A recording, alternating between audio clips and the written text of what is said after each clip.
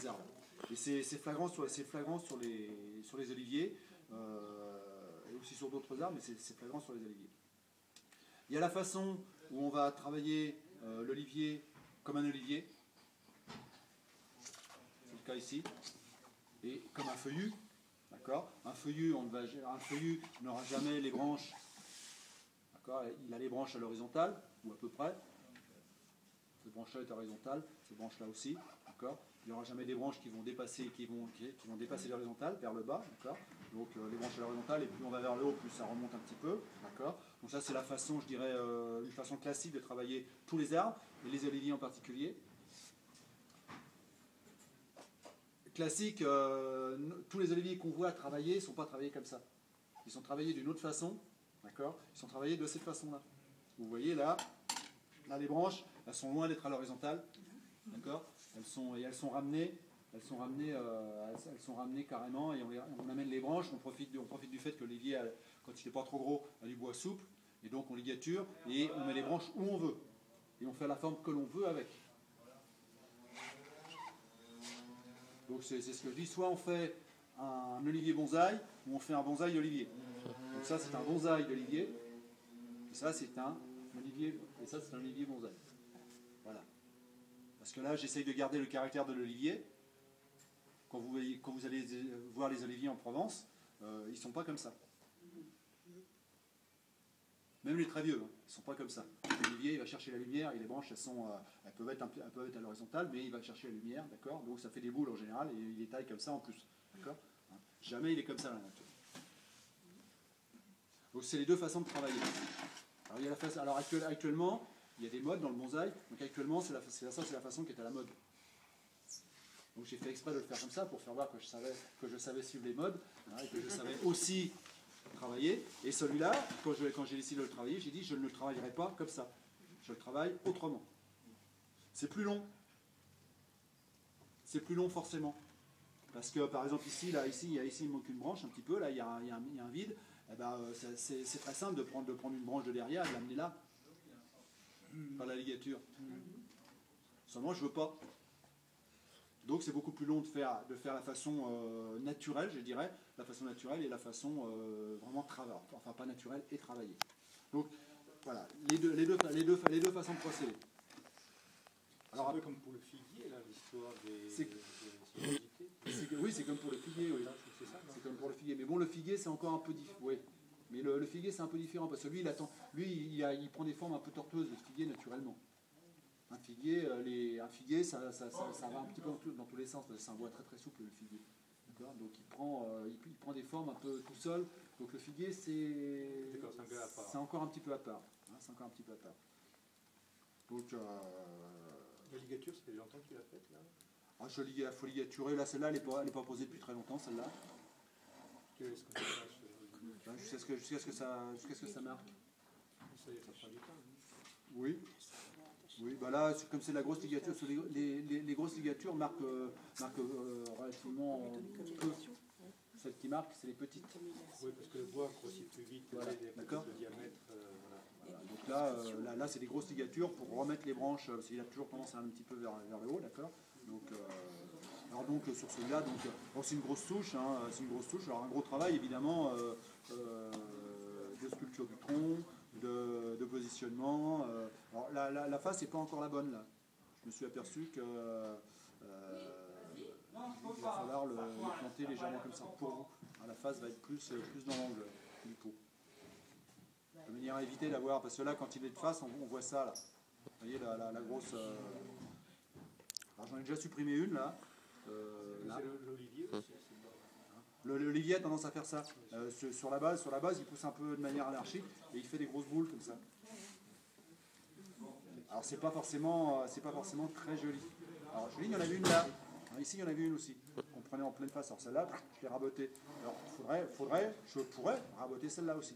Ça n'apporte strictement rien. Mais je ne vais pas le faire puisque j'ai décidé de le changer de face. De changer légèrement la face. Donc en changeant légèrement la face, ça change un peu de mouvement et ça se voit plus. Puisque c'est caché. Je ne vais pas le changer.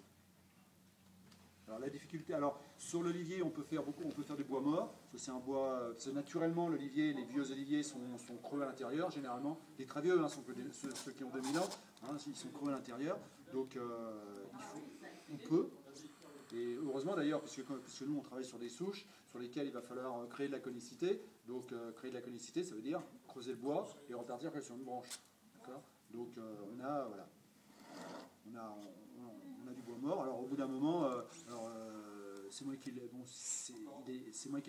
travaillé. Donc au bout d'un moment, ça cicatrise. Donc on voit bien, on voit plus que je l'ai travaillé en fait. On voit plus que je l'ai travaillé puisque c'est cicatrisé. Et donc ça fait, quand ça cicatrise, ça fait un gros bourrelet. C'est une écorce assez épaisse l'olivier. C'est d'ailleurs pour ça qu'il résiste à la sécheresse. Parce que toute la flotte est dans le tronc. Donc c'est une écorce un peu épaisse. Et donc ça, quand ça cicatrise, ça fait des gros bourrelets cicatriciels, comme on peut le voir un petit peu partout là. Donc, et c'est ça qui donne l'aspect âgé à l'arbre. Alors là, il a commencé à pousser, à repousser, donc je ne l'ai pas taillé encore. Il y a des petites choses qui ne vont pas.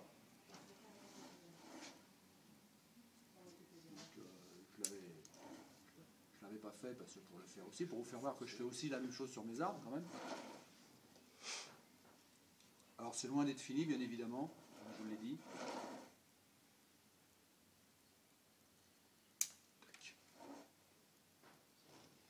Le protège l'hiver, ça. Pardon? Le protège, il met un endroit frais. Il est tout le temps dehors. Ah, il est tout le temps dehors. Tout le temps dehors, sauf quand il fait moins 18. Alors, à moins, non, évidemment, mais quand il fait frais. Il a dû passer, cet hiver, il a dû passer 15 jours, même pas à l'intérieur, il a dû passer 15 jours hors gel, tout simplement. Quand il a fait moins 18, c'est ma resserre hors gel et à gelé aussi. Oui, moins 5 à peu près. J'ai dû avoir du moins 5, mais moins 5, Olivier, il rigole à moins 5. Non. Moi, il avait perdu ses feuilles, Oui. et alors je les ai toutes retirées, Oui. je les ai taillées, j'ai mis un sac plastique, Oui. et puis c'est reparti. Oui. C'était... Lui, il n'a pas perdu ses feuilles, il y en a quelques-unes qui sont un petit peu abîmées, là je vois, 2, 3. Voilà, elles sont, les feuilles qui sont abîmées, là, on les retire et puis c'est tout. C'est pas dramatique. Parce que de toute façon, il a à peine commencé. Autant celui-là, mais c'est normal, parce que celui-là je l'avais défeuillé, donc il s'est dépêché de rebourgeonner. Autant celui-là, il démarre juste. Il commence juste à bourgeonner. Donc, ce qui est encourageant pour les vôtres, qui vont peut-être se réveiller quand même un jour ou l'autre. Donc voilà, donc moralité, l'olivier, il ne faut pas hésiter à le travailler. Il ne faut pas hésiter à lui rentrer dedans, à condition de le faire à la bonne période. Donc important, en juin. Normalement, il fait beau. Il fait beau, il fait chaud. L'olivier, on peut le faire pousser, pas en pleine terre, pardon.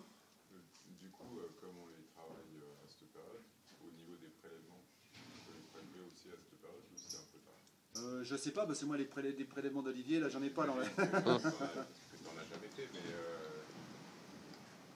Je sais pas quand on peut le... Qu'est-ce qu'il les taille, les oliviers? Les oliviers, ils sont l'hiver, taillés moi j'étais en Provence aux vacances de Pâques.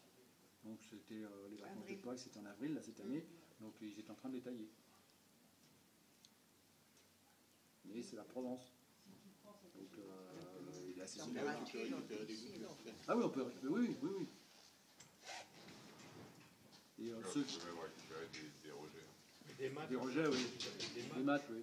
En fait ça c'est les rejets des bases de tronc, souvent. Ce qui est impressionnant, donc il y avait un Américain, je crois, qui avait mis ça sur Internet, avec une base... Ouais, 50 cm, quoi, 80, ouais. Scié à la tronçonneuse, il repartait là-dessus. Pas de racines, et ça...